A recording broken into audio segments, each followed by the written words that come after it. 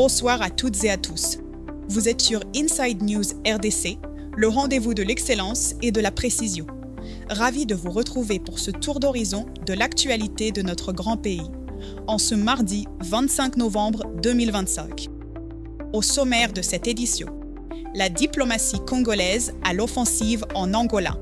Au sommet Union européenne-Union africaine de Luanda, le président Félix Tshisekedi a troché dans le vif. Pas de prospérité, sans paix.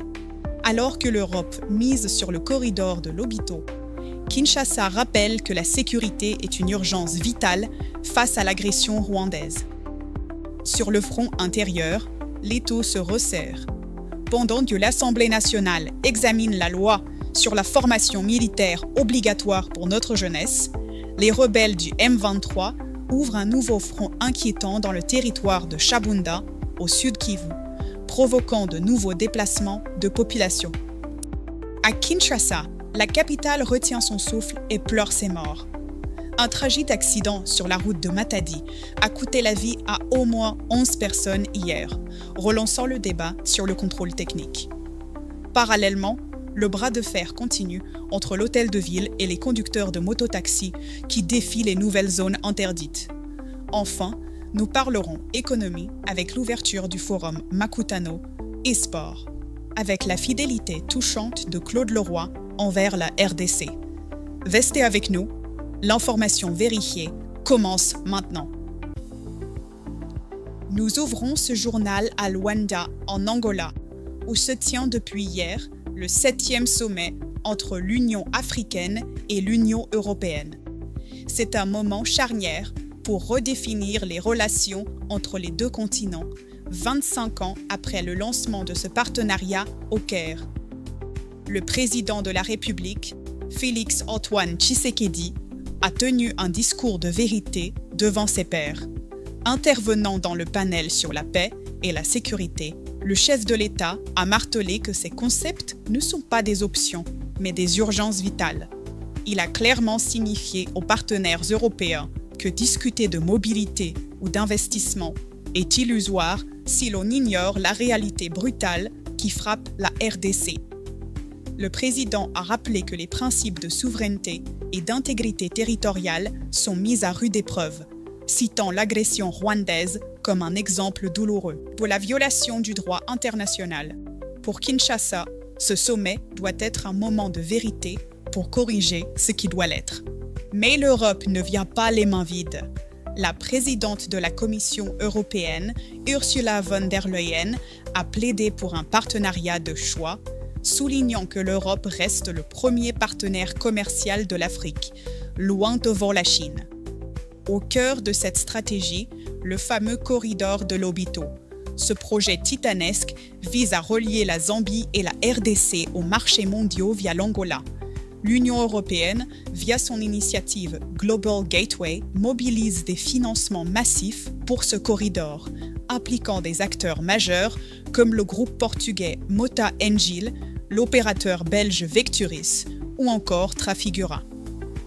L'objectif est clair, transformer la région en une plateforme industrielle verte, comme l'a souligné la première ministre Judith Suminwa, en valorisant notre chaîne de valeur des batteries électriques. Cependant, l'Afrique, par la voix de Mahamoud Ali Youssouf de l'Union africaine, exige aussi une réforme de l'architecture financière internationale pour faciliter l'accès aux capitaux.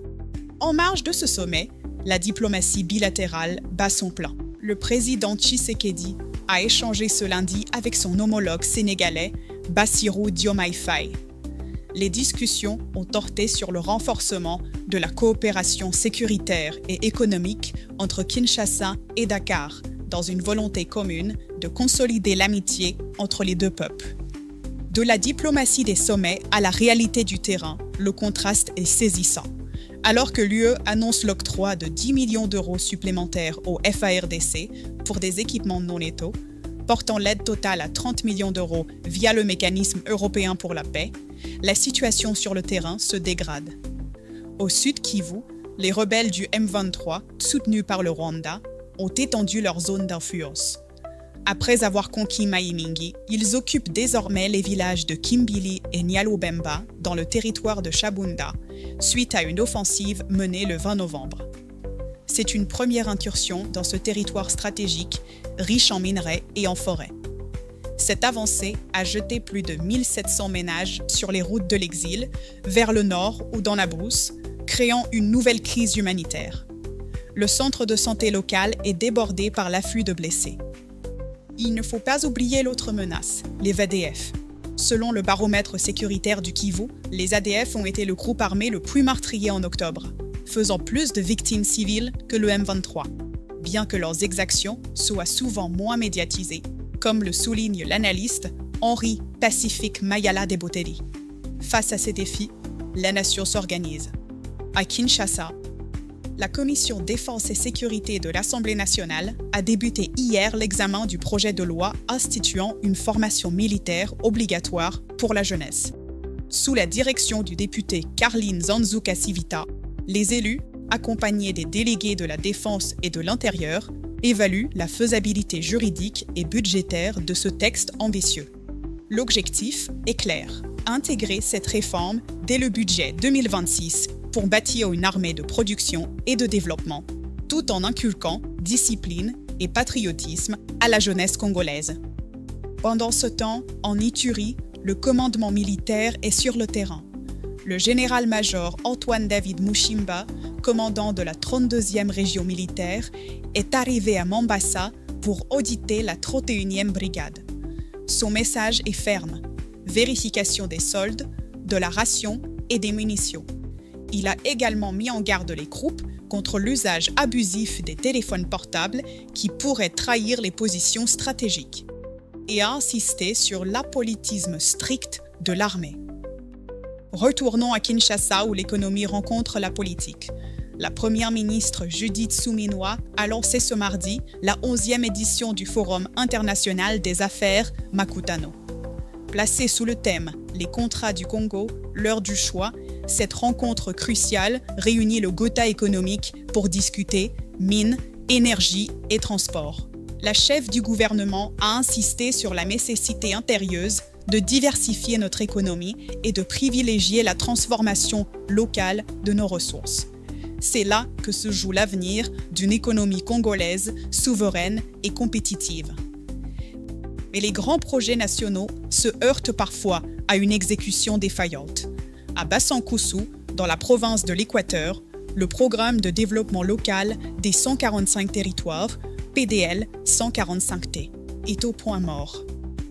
Le député provincial Jean-Paul Elekola tire la sonnette d'alarme. Aucun des 17 ouvrages prévus n'a été livré. Des écoles comme celle de Bossongobu ou des centres de santé comme celui d'Ebongo Libya restent inachevés, certains limités aux fondations. Pourtant, l'entreprise Cartouche Construct SARL a perçu plus de 3,1 millions de dollars pour ces travaux. Une commission d'enquête provinciale a été mise en place pour établir les responsabilités et traquer les éventuels détournements. Un rappel fiscal important pour les opérateurs économiques, la date butoir pour le paiement du 3e acompte provisionnel de l'impôt sur les bénéfices et profits, IBP, est fixée à ce mardi 25 novembre. La Direction générale des impôts, EGI, prévient. Tout retard entraînera une pénalité de 50% du montant dû. L'État a besoin de ses ressources et la conformité financière est un acte de civisme. En bref, dans la province de la Chopo, le président de l'Assemblée provinciale, Mathéus Kanga, a annoncé la reprise imminente de la session budgétaire avec pour priorité l'examen du budget 2026 et la reddition des comptes. Au niveau national, la société civile, via la CIMOCEL, exige une enquête indépendante sur l'incendie des entrepôts de la CENI, survenu la semaine dernière à Kinshasa.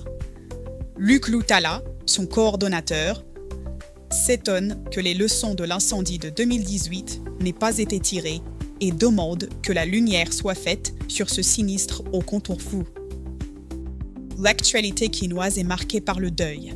Un terrible accident s'est produit hier lundi près de l'arrêt Gramalik, à Ngaliema. Un camion de marque Tata, ayant perdu ses freins, a fauché tout sur son passage. Le bilan provisoire est lourd, au moins 11 morts, dont 3 élèves, et des images insoutenables qui ont circulé sur les réseaux sociaux. Ce drame pose, une fois de plus, la question cruciale du contrôle technique des véhicules lourds circulant dans nos villes. De même, toujours à Kinshasa, la régulation du transport est au cœur des tensions. Le ministère provincial a interdit la circulation des tricycles, les fameux Toleka, sur 11 grandes artères, dont les boulevards Lumumba et du 30 juin, pour réduire les accidents. Pour les mototaxis, la commune de la Gombe est désormais une zone interdite, sauf pour la dépose reprise rapide. Cependant, sur le terrain, c'est la défiance. Malgré les menaces de mise en fourrière et d'amende de 500 000 francs congolais, les motards continuent de circuler et de stationner à la Gombe, narguant parfois ouvertement les autorités. Certains affirment même être intouchables. C'est un véritable test d'autorité pour l'administration urbaine. Et, en parallèle, la police nationale a lancé une opération pour lutter contre les tracasseries policières lors des contrôles routiers, avec le déploiement d'inspecteurs pour sanctionner les agents véreux. Aujourd'hui, 25 novembre, marque le début des 16 jours d'activisme contre les violences faites aux femmes. Une cause mondiale qui résonne particulièrement en RDC. Le ministère du Genre, avec l'UNFTA, a lancé la campagne Tosanga, respecte-moi, ciblant spécifiquement les violences numériques. Harcèlement en ligne, partage d'images non consenties, la ministre Micheline Ombaé rappelle que la sécurité numérique est un pilier de l'égalité. À Kananga, au Kasaï central, les femmes ont marché pour dénoncer une hausse alarmante des violences basées sur le genre, avec plus de 3000 cas recensés rien qu'au deuxième trimestre 2025. Le gouverneur Joseph Moïse Kamboulou a promis son soutien total à cette lutte. Une note d'espoir nous vient du Maniema. Le centre de santé de Bassoko, à Kindu, est désormais alimenté en énergie solaire grâce à un projet initié par le sénateur Salomon Idi Kalonda. Fini les accouchements à la lueur des torches de téléphone. Un kit de panneaux solaires de 1000 watts garantit désormais une prise en charge digne, même la nuit. Toujours au Maniema, une motion incidentielle a été déposée contre les sociétés de télécommunications Vodacom, Airtel et Orange pour la qualité médiocre de leurs services, qualifiée d'un escroquerie à ciel ouvert par le député Bitangalo Mwenda. Enfin, au Kasaï, le gouverneur Crispin Mukendi a dû suspendre le trafic à l'aéroport de Chikapa. La piste est dans un état de dégradation avancé alors qu'une entreprise a perçu 400 000 $ il y a un an pour des travaux qui n'ont jamais commencé. Encore un dossier qui exige des comptes. Un regard vers notre diaspora en Belgique. Une vaste opération de contrôle a eu lieu ce week-end dans le quartier Matonge à Bruxelles, cœur battant de la communauté congolaise. 48 commerces ont été contrôlés et plusieurs mis sous scellé pour travail au noir ou emploi de personnes sans papier. L'auditorat du travail belge a dressé de nombreux procès-verbaux.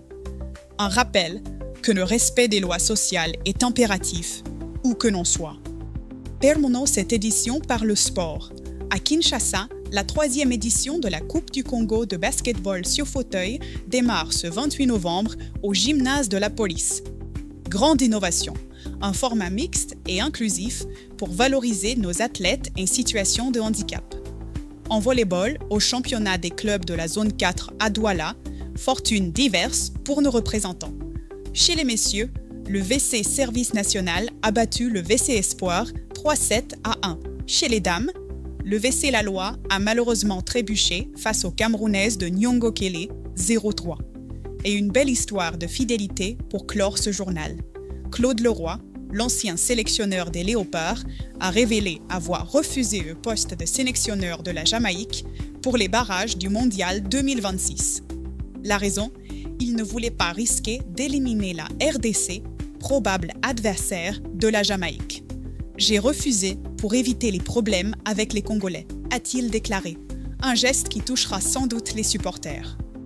De son côté, le gardien Lionel Mpassi garde la tête froide après les récents succès des Léopards. Il refuse de parler d'exploits, préférant souligner le travail de fond et la cohésion du groupe. À Kisangani, par contre, l'inquiétude règne autour du stadium hellénistique. Le maire a dû ordonner l'arrêt de travaux illégaux qui transformaient les vestiaires en habitations, menaçant la pratique du basketball dans la ville.